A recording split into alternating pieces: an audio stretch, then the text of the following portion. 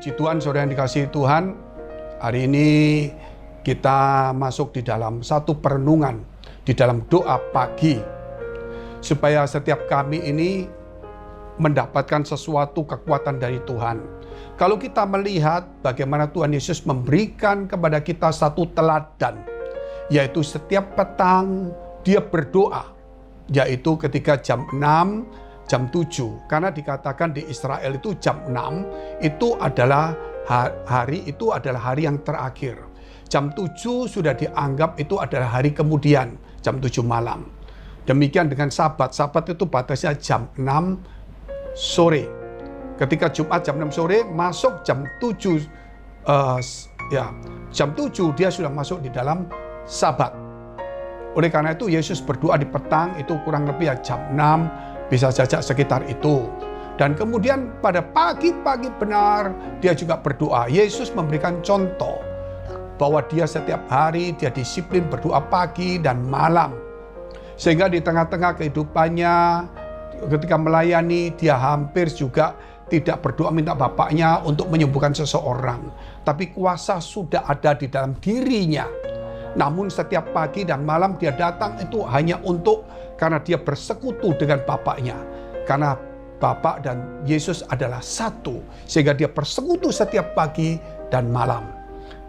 Demikian juga kita sebagai umat Tuhan. Kalau kita mau dekat dengan Tuhan, kita harus sadar juga bahwa kita harus dekat pagi dan malam. Lain halnya saudara kalau kita melihat Daniel. Daniel itu berdoa 3 kali sehari. Berbeda juga. Dia di dalam kedudukannya yang sulit, dia di dalam sebagai Perdana Menteri, ya dia di istana, dia pulang jalan kaki karena tempatnya juga rumahnya di daerah istana itu. Nah kemudian dia berdoa membuka jendelanya menghadap ke Yerusalem dan dia berdoa. Dari sini kita tidak berkata soal menghadapnya, namun itu berbicara bahwa hati kita harus fokus dan prioritas kepada Tuhan. Sungguh-sungguh kepada Tuhan. Karena zaman sekarang kita tidak ada yang berkata menghadap ke Yerusalem. Kita menghadap kepada Tuhan. Karena apa? Karena kita melihat itu bahwa tabir bait Allah, yaitu yang memisahkan antara ruang kudus dan maha kudus, itu sudah terbelah jadi 2 waktu Yesus mati di kayu salib. Dan kemudian 70 tahun kemudian tabut bait Allah itu hilang. Itu menunjukkan bahwa bait Allah sesungguhnya adalah Tuhan dan tabut perjanjian yang kudus itu sudah tidak ada. Karena Tuhan sudah hadir di tengah-tengah kita. Sehingga disebut Immanuel, Allah beserta kita. Sehingga siapa yang lawan kita? Mengapa kita harus takut kalau Allah menyertai kita? Demikian juga kalau kita melihat bagaimana tirai ruang kudus itu terbelah menjadi 2. Sehingga setiap orang tidak 1 tahun sekali. Setiap saat dia bisa datang kepada Allah. Dengan membawa apa? Bukan darah binatang, bukan darah korban, tapi darah Yesus Kristus yang dia percaya yang membasuh dosanya. Oleh karena itu kita merenungkan juga tentang 1 Tesalonika 5 ayat yang ke-16. Dikatakan, bersukacitalah senantiasa. Bersukacitalah senantiasa. Cukup pendek. Yaitu bersukacitalah senantiasa. Kata senantiasa itu selalu. Di dalam segala sesuatu kita tetap harus bersukacita. Di dalam kesakitan, kesulitan, penderitaan, tekanan. Saudara, kita harus sukacita. Terutama dalam tekanan dan masalah. Supaya apa saudara? Supaya kita jangan sampai stres, depresi, kemudian malah lenyap semuanya. Kalau kita sukacita di tengah kesulitan, penderitaan, sakit, penyakit, maka kita punya hikmat daripada Tuhan. Bukan hanya hikmat daripada Tuhan, maka kita juga mendapatkan sesuatu datang daripada Tuhan.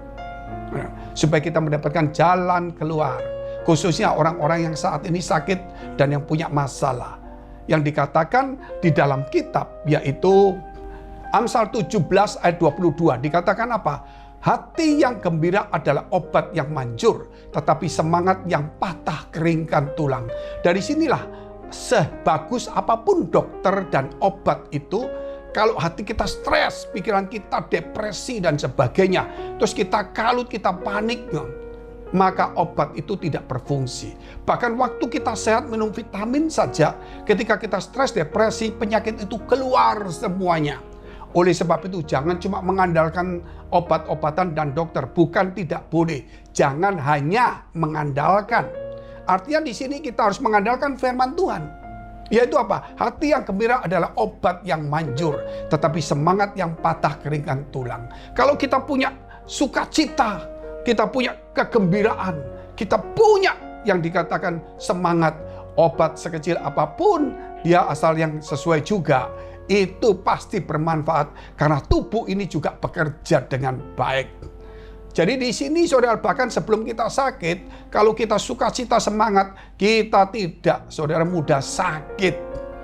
Itulah sebabnya hari ini bagi yang sakit-sakit, jangan mengeluh, jangan stres, jangan depresi. Pak, saya susah banyak, betul. Semakin dipikiri tidak menambah umur kita sehasta, tidak menyelesaikan jalan keluarnya. Namun dengan sukacita, gembira, dengan kita semangat, apa yang terjadi? Maka ada satu kekuatan, kesembuhan, dan ada jalan keluar.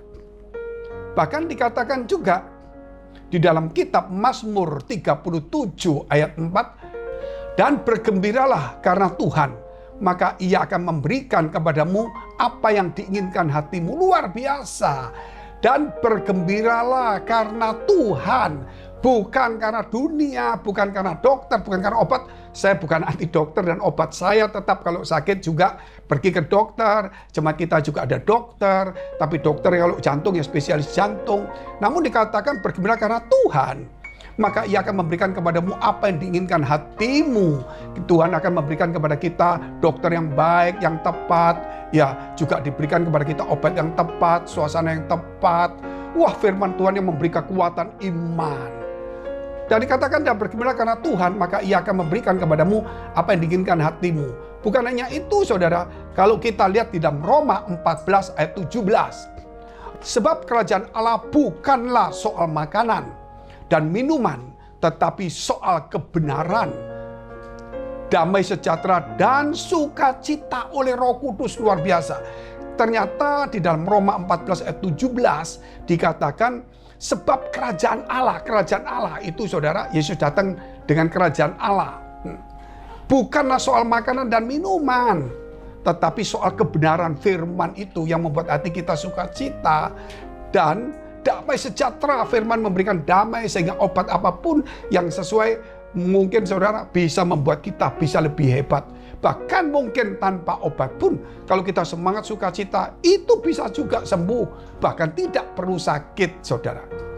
Dan sukacita oleh Roh Kudus. Roh Kudus datang kepada kehidupan kita, saudara. Bukan membebani persoalan, memberi sukacita. Haleluya. Saudara, jangan pernah takut lagi. Nah, dari sinilah kita perlu bersukacita di tengah-tengah tekanan sebagai umat Tuhan. Jadi di sini kita berdoa dahulu.